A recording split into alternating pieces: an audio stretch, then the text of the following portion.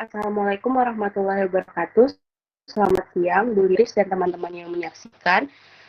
Di sini kami dari kelompok 2, kelas B, akan mempresentasikan hasil review jurnal kami yang berjudul Pharmacotechnical Development of a Nasal Drug Delivery Composite Nanosystem is Intended for Alzheimer Disease Treatment. Adapun jurnalnya seperti yang tertera di gambar. Anggota kelompok yaitu yang pertama adalah Azharun Syafitri dengan NIM 1202600042, yang kedua Salsa Ada dengan NIM 1202600049, yang ketiga Suci Ananda Putri dengan NIM 1202600059. Selanjutnya Yofi Delvatria Martianda dengan NIM 1202600057, Incira Adela Miranda dengan NIM 1202600157, dan Sandi Ega Pratama dengan NIM 1192600160. Adapun topik yang dibahas, yang pertama adalah introduction atau perkenalan, yang kedua methods atau metode, yang ketiga result and discussion atau hasil dan pembahasan, yang keempat conclusion atau kesimpulan, dan yang terakhir reference atau daftar pustaka. Pendahuluan. Penyakit Alzheimer atau AD adalah penyebab demensia yang paling sering di antara orang tua. Penyakit ini yang ditandai dengan penurunan fungsi kognitif dan non-kognitif yang berbahaya, sangat merugikan pasien, keluarga, dan masyarakat AD. Dan jenis penyakit neurodegeneratif lainnya sulit diobati khususnya karena penghalang darah otak atau BBB. Karena BBB membatasi pengangkutan obat ke otak, sangat sedikit obat yang sebenarnya tersedia untuk pengobatan AD, sambil mencegah akses xenobiotik neurotoksik ke dalam sistem saraf pusat atau SSP. Untuk melindunginya, itu juga sangat membatasi pemberian obat neuroprotektif ke SSP. Pengiriman langsung dari hidung ke otak telah muncul sebagai strategi kuat non-invasif untuk mengantarkan obat ke otak melewati BBB. Jalur langsung yang paling penting ke otak adalah transportasi atau difusi langsung ke otak melalui jalur mukosa olfaktorius di daerah olfaktorius. Next.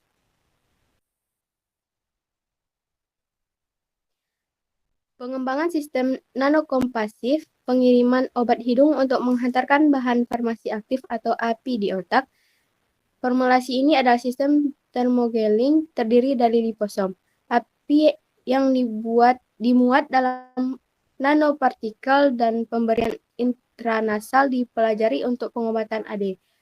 Pemberian intranasal liposom bermuatan donepezil secara signifikan meningkatkan penghantaran obat ke otak dibandingkan dengan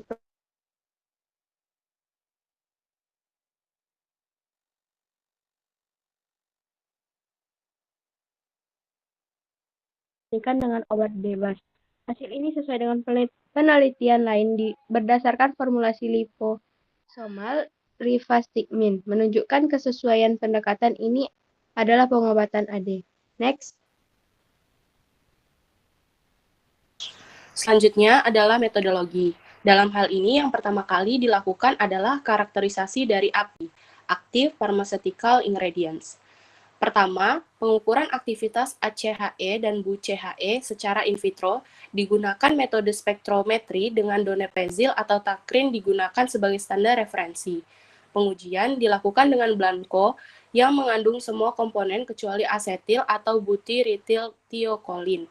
Nilai AC50 ditentukan secara grafis dengan memplot persen penghambatan versus logaritma 6, konsentrasi inhibitor, dalam larutan uji menggunakan perangkat lunak Graph-PAT dan dilakukan dalam N sama dengan 3.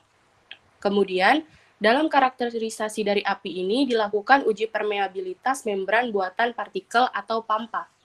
Standar kualitas dengan PE yang digunakan sebagai referensi yaitu kortikosteron rendah atau sedang permeabel dengan nilai 202 nanometer dengan pH 7,4. Kemudian teofilin PE-nya 5 nanometer dan pH 7,4. Kemudian dilakukan persiapan liposom. Persiapan liposom yang pertama adalah formulasi liposom. Formulasi liposom diformulasikan dengan metode yang diadaptasi dari hidrasi film lipid tipis sesuai dengan protokol dari produsen dan direalisasikan sesuai dengan protokol yang telah dilaporkan oleh peneliti.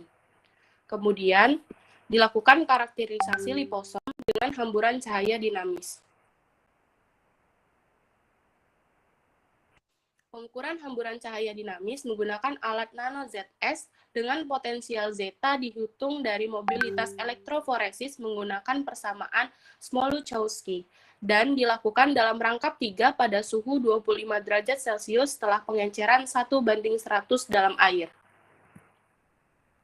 Yang ketiga, efisiensi perangkap. Penampatan api ke dalam liposom ditentukan lalu liposom dipisahkan dengan kolom seporase Cl4b. Dengan kandungan api dianalisis dengan HPLC dan efisiensi enkapsulasi persen EE dihitung dengan mempertimbangkan jumlah obat yang ditambahkan dalam formulasi dengan persamaan seperti yang tertera di gambar. Selanjutnya adalah UHPLC, yaitu digunakan untuk menghitung konsentrasi api dengan alat meliputi pompa Wiener-Aglien, autosampler 1290, dan susunan dioda detektor UV dengan kolom fase terbalik, serta volume injeksi dan panjang gelombang deteksi adalah 4 mikroliter dan 1,53 menit, serta laju alir adalah 0,8 mili per menit dan panjang gelombang yang digunakan adalah 214 nanometer. Kemudian persiapan gel pembentuk in situ. Dalam hal ini yang pertama kali dilakukan adalah formulasi gel. Dengan cara, gel dibuat dengan metode dingin. Polok samar P407 dicampur dengan polok samar P188 api, kitosan, gelian gam, HPMC atau liposom, dan air demineralisasi dengan pH 6-7 di bawah pengadukan magnetik dengan kecepatan 500 rpm selama setidaknya 30 menit pada suhu 4 derajat Celcius selama 2 jam sebelum karakterisasi gel. Yang kedua adalah karakterisasi gel. Yang pertama pada karakterisasi gel ini adalah sifat fisikokimia. pH formulasi diukur dengan pH meter. Osmolaritas menggunakan mikroosmometer berdasarkan metode titik beku. Suhu gel diamati dengan visual dengan cara formulasi ditempatkan di dalam botol transparan di bawah pengadukan magnetik dalam penangas air yang dipanaskan dari suhu 15 derajat Celcius hingga 50 derajat Celcius. Dan suhu gelasi direkam ketika batang magnet berhenti bergerak karena peningkatan viskositas, dan suhu ditentukan menggunakan metode reometri. Pada evaluasi reologi, semua dikarakterisasi pada reometer AR1000 dan penentuan suhu gelasi dilakukan dalam mode osilasi. Viskositas larutan pembentuk gel diukur sebagai fungsi laju geser dalam kondisi tunak pada suhu 34 derajat Celcius untuk mengevaluasi interaksi antara komponen formulasi.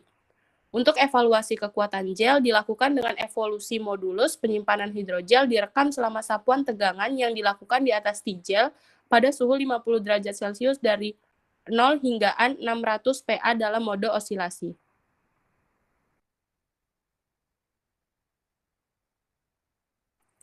Pada evaluasi in vitro mucoadhesion, kekuatan mucoadhesif, gel kosong, dan gel yang mengandung liposom ditentukan dengan tekstur analyzer TAXT dan uji cakra Muchin dengan prosedur.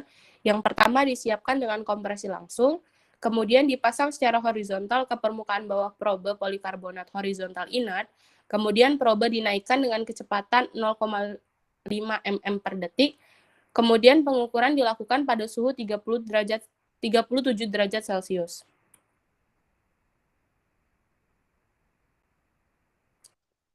Kemudian formulasi profil rilis in vitro. Studi pelepasan kinetik dilakukan dalam cairan stimulasi hidung pada suhu 34 derajat Celcius menggunakan sel Franz. 200 mikroliter formulasi dimasukkan ke dalam tabung dialisis ester selulosa dan diinkubasi dalam cairan hidung simulasi pada pH 6,5 dan suhu 34 derajat Celcius di bawah kondisi magnetik. Kemudian larutan reseptor ditarik dan diganti pada berbagai titik waktu oleh SNF segar dan jumlah api yang dilepaskan dari formulasi ditentukan dengan HPLC setelah pengenceran 10 kali lipat dalam metanol. Kemudian dilakukan analisis secara statistik. Dengan hasil dinyatakan sebagai nilai rata-rata kesalahan standar atau SEM atau sebagai nilai standar rata-rata deviasi dengan uji T student dan P kurang dari 0,05 dianggap signifikan secara statistik.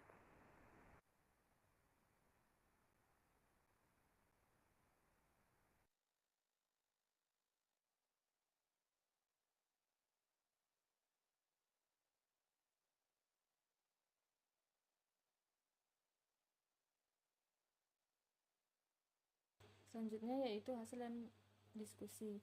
Yang pertama yaitu karakterisasi bahan farmasi aktif api. Kapasitas penghambat api dari ACHE manusia dan BUCHE kuda dinilai dengan menggunakan uji elemen. Dalam pengujian ini, Don Pezel dan Takrin masing-masing digunakan sebagai penghambat ACHE dan BUCHE referensi. Hasilnya digambarkan pada tabel.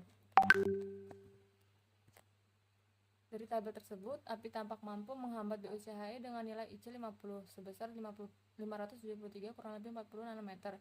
Sedangkan aktivitas penghambatan ACHE dapat diabaikan dengan nilai IC 50 sebesar 14.520 kurang lebih 40 nanometer. Dengan demikian, api menunjukkan penghambatan submikromolar spesifik terhadap BUCHE. Hasil percobaan, api menunjukkan penghambatan submikromolar spesifik dari BUCHE tanpa mempengaruhi ACHE, yaitu selektivitas BUCHE 25 kali lipat. Aktivitas ini sangat menjanjikan, terutama jika dibandingkan dengan aktivitas penghambatan BUCHE kuda yang dilaporkan dari senyawa lain, misalnya seri baru pirazinamid yang menunjukkan nilai mikromolar IC 50. Next.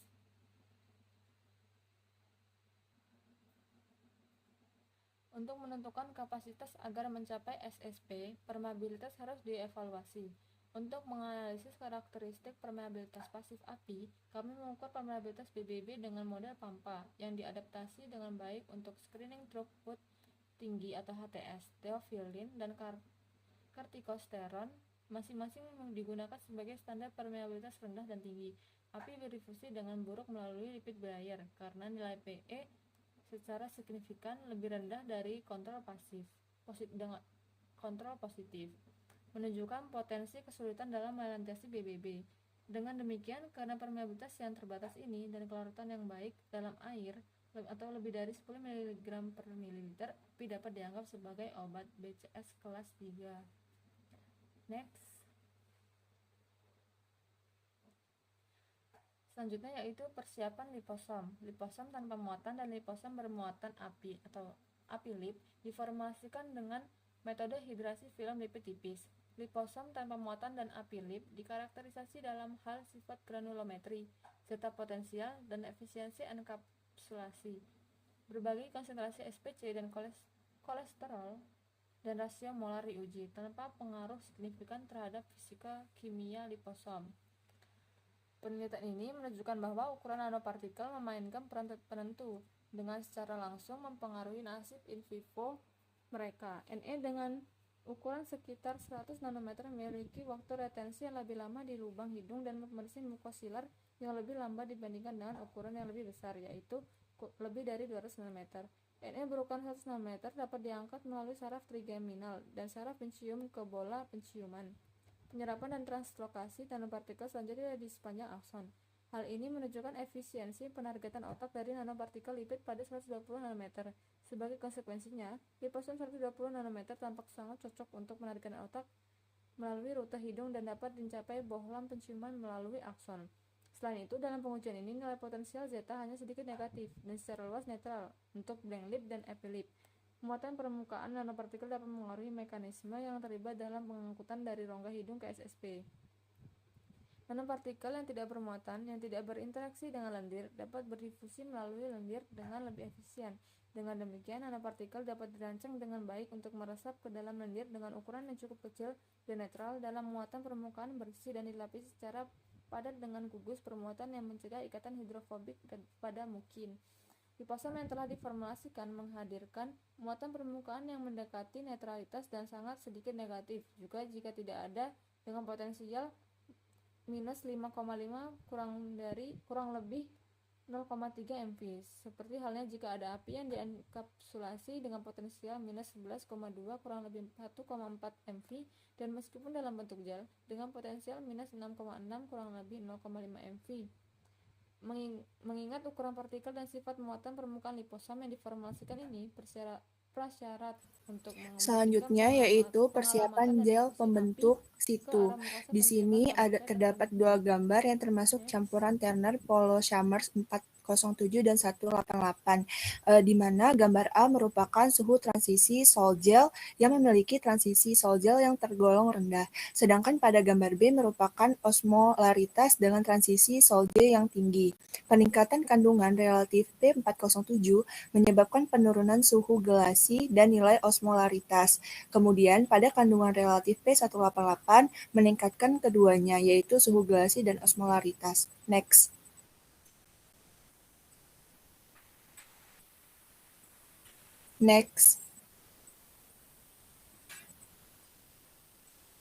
Selanjutnya, Cak. 3.3 masih.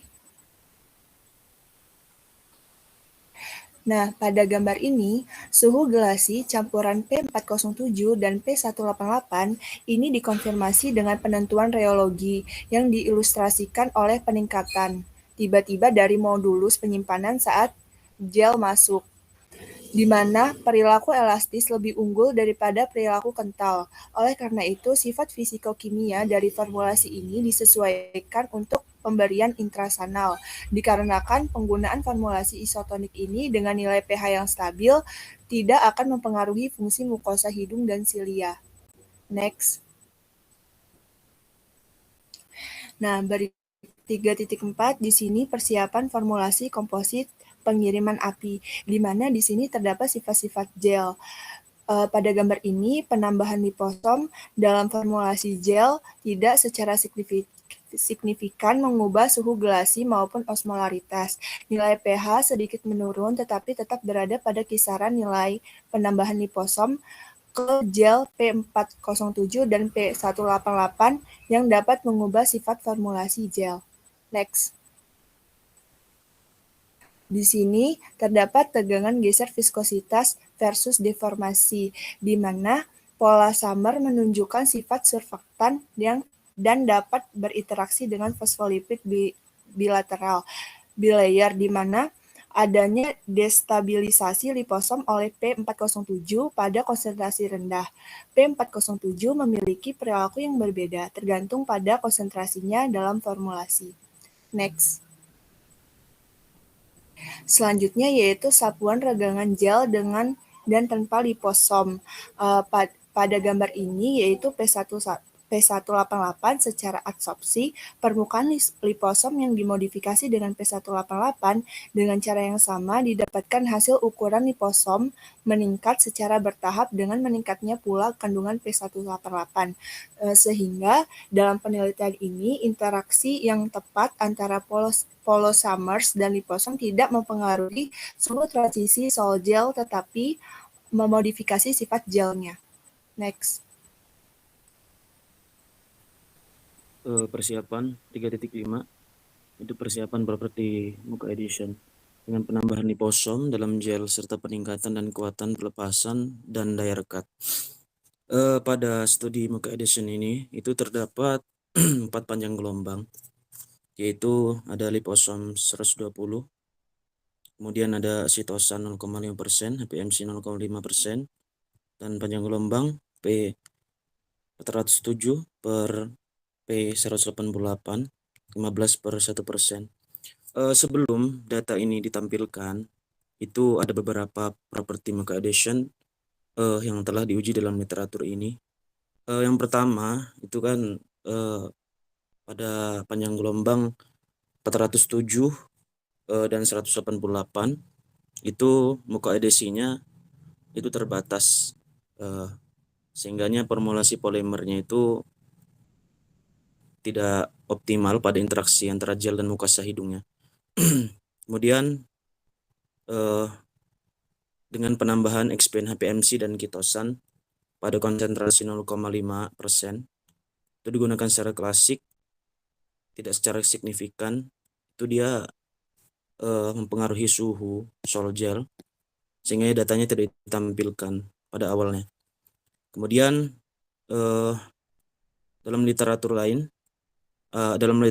ini selanjutnya penelitian itu dilanjutkan dengan meningkatkan HPMC-nya itu ke 0,1% jadi 1,0% dalam gel P407 per P188 dengan diukur pada rentang panjang gelombang 4.560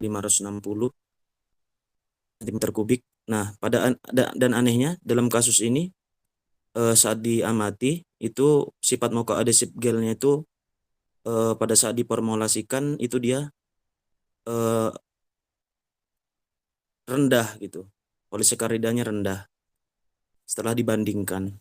Nah, sebaliknya pada penambahan yang terakhir yaitu dengan penambahan liposam itu dia bisa meningkatkan daya rekat dan kekuatan dari si gelnya itu bertambah gitu.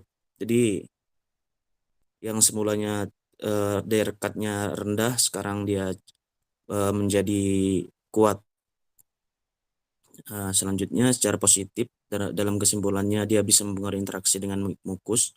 Dalam kondisi ini peningkatan waktu tinggalnya di hidungnya itu bisa diperoleh serta ketersediaan hayati apinya itu dia menjadi baik dalam mukosa indera penciuman itu. Nah, bisa disimpulkan sifat granulometrik liposom tidak berubah pada akhir percobaan ini pada data yang telah ditampilkan. Next.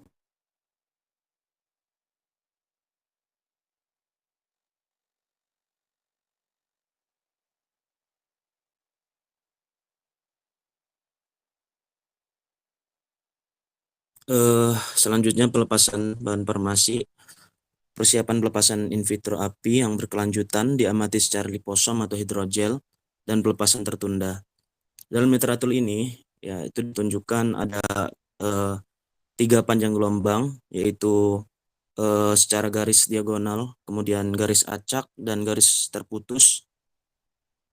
Pada garis yang pertama itu liposomnya mengandung api. Garis yang kedua itu gel apinya itu terdapat 1 mg per mili. Kemudian liposom yang ketiga itu mengandung api dalam gel. Dalam penggabungannya ketiga gelombang di atas itu dia mendorong api, pelepasan api itu lebih lama sehingga dia mengakibatkan peningkatan waktu tinggal apinya itu pada tempat pemberiannya lama. Sebagai contohnya itu pelepasan kelsen dari gel liposom itu ditemukan lebih lambat dibandingkan dengan gel kontrol dan dapat dihambat lebih lanjut dengan menggunakan liposom membran baku yaitu liposom berbasis kolesterol seperti dalam formulasi kami ini. Itu diketahui bahwa pelepasan obat dari liposom terutama bergantung pada komposisi lipid dari ukuran liposom dan pengempasan lipidnya. Next. Berikutnya kesimpulan. Formulasi terdiri dari gel termosensitif dengan sifat mukoadhesif. Seluruh formulasi diindikasi dan kompatibel pemberian rute nasal. Faktor formulasi dan fisiologis yang perlu dipertimbangkan dalam pengembangan obat adalah osmolaritas, pH, dan konsentrasi. Next. Berikut adalah job desk atau tabel pengerjaan bagian review jurnal kali ini. Yang dimana pertama Azharun Syafitri mengerjakan bagian metode, Salsa Adelia hasil dan pembahasan, Suci Ananda Putri perkenalan atau introduction, Yofi Delvatria kesimpulan dan editor, Incira hasil dan pembahasan, serta Sandi Ega Pratama hasil dan pembahasan. Berikut adalah referensi atau daftar pustaka yang kami gunakan pada presentasi kali ini. Sekian presentasi dari kami. Mohon maaf apabila ada kesalahan. Selamat siang. Wassalamualaikum warahmatullahi wabarakatuh.